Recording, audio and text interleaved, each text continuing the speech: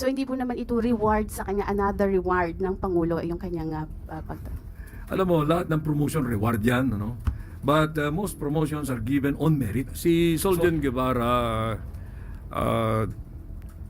has been there since the beginning, no? And maybe it is time for him to go to another venture. Maaari bang humingi kami ng detalye bakit po si General Torre na 2-star general ang napili ng Pangulo bilang susunod na hepe ng PNP? Wala akong may bigay na detalye dyan, ano? You know, the appointment of elements of the officers of the PNP, there has to be kept confidential. Okay? We should respect that confidentiality. But it's the President's discretion, which I consider to be absolute because he is actually the well, you cannot consider that commander-in-chief kasi civilian yan, no? Pero more or less, ganun. No one can question the use of that discretion. Call it inscrutable. But right now, the considerations that weighed in the choice of General Torre should be respected. Kasi he oversaw many high-profile operations including yung kay Pastor Kibuloy and then recently yung kay pag-aresto kay former President Duterte. May kinalaman po kaya yung naging handling niya yung mga ganong operations sa naging choice ng Pangulo? Hindi ko masasabi yan dahil alam mo si Presidente always demands performance. Kahit na ano yung pinagawa sa iyo, you must have you must exhibit some high degree level of performance. So maybe that is one. I'm not going to discount that. But there may be other qualities of General Torre that you might have considered in comparison to the qualities of those others who were not given this responsibility. Salamat po. Eden Santos, Net 25. Good afternoon po, ES. Yung pong pagkaka-appoint ni General Torre, naasahan po ba na magkakaroon ng mga demoralization or sa hanay po ng PNP yung pagkaka-appoint po sa kanya? Bakit naman? Dahil kung titingnan po yung mga background po ng iba pang contender, hindi po kaya magdulot ito ng problema sa hanay? Palagay ko naman hindi. Dahil professional yung mga hanay ng kapulisan. No? They're all very great professionals. They're very decorated individuals. So they just follow what the Commander-in-Chief or what the President desires. So hindi po naman ito reward sa kanya, another reward ng Pangulo yung kanyang Alam mo, lahat ng promotion reward yan, ano? But most promotions are given on merit. So let us assume that this was given on merit because, you know, it was not an easy decision on the part of the President. He considered, to my recollection, 5 names, no? And you must probably have an idea of who those 5 were. But as of this time, the decision was already made and it favored Police Major General Torre. By the time he accepts this appointment, he will have the 4 stars. That is the regulatory rank, the stars. Thank you po. Ira, Owned and controlled corporations to submit their courtesy resignations. He has further indicated that senior officials will likewise be included in the continuing review. Each resignation accepted is based on a careful assessment of whether the standards set by the President for efficiency and leadership have been met. Some have delivered, others have not. The following officials have been informed that their resignations have been accepted. The first one, Solicitor General Bernardo I. Guevara. He is to be replaced by UP Law Dean Darlene Berberabe. Dean Berberabe will enter the service as the new Solicitor General. She took her oath this morning before the President on the strength of her broad experience as an academic and legal professional. She graduated summa cum laude in philosophy in the University of the Philippines and was the class salutatorian in 1999 of the UP College of Law. While she was a student, she already worked at the Quizumbing Torres law firm. She later joined Procter & Gamble as general counsel. In 2010, she assumed as the Chief Executive Officer of the Pag-ibig Fund, and there she became known for her transformational leadership, good governance, integrity, and excellence.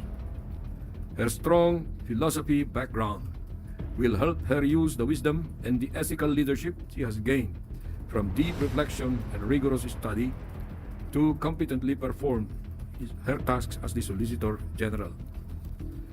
The second, whose resignation is accepted, is the resignation of CHED Chair J. Prospero E. De Vera III. She will be replaced by CHED Commissioner Shirley Agrupis. We are grateful for the service. No, there is another one that I will have to announce. The PNP Chief. Oh.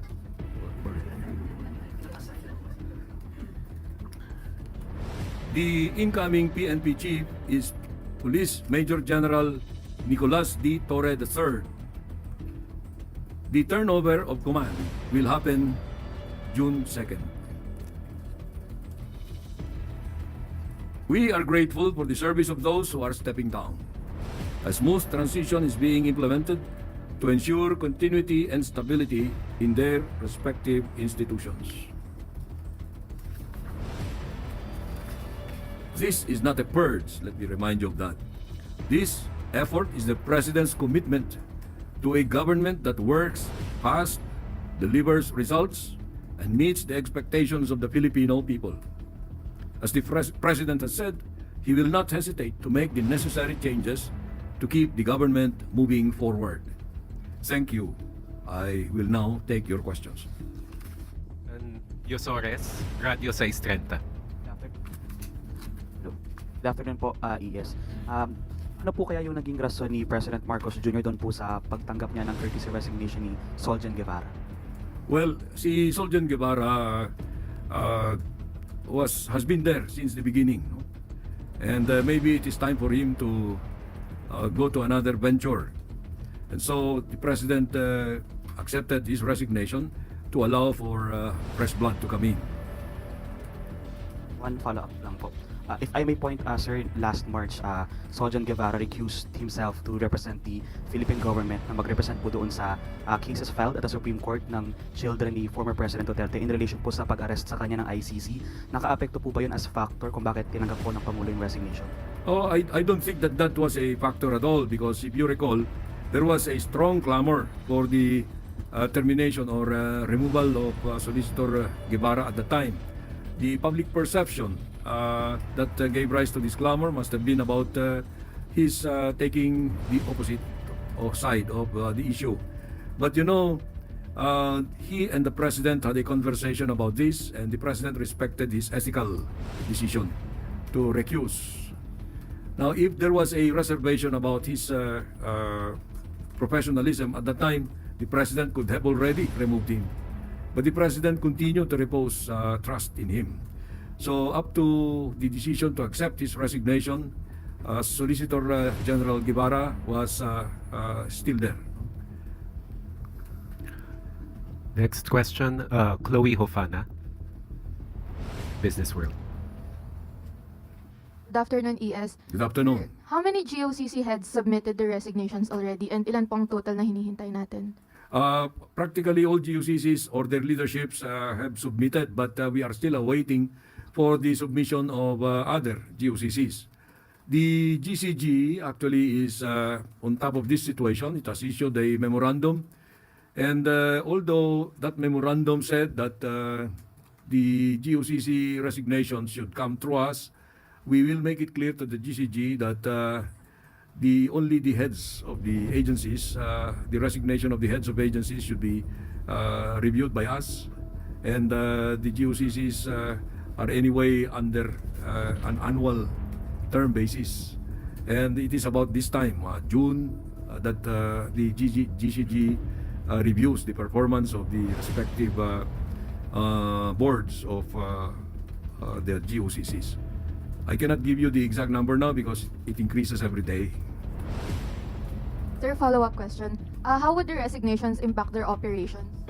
Well, there is no appreciable impact at all, negative at that, because all these people who offer their courtesy resignations are expected to continue performing their functions, discharging their duties until their replacements have been appointed.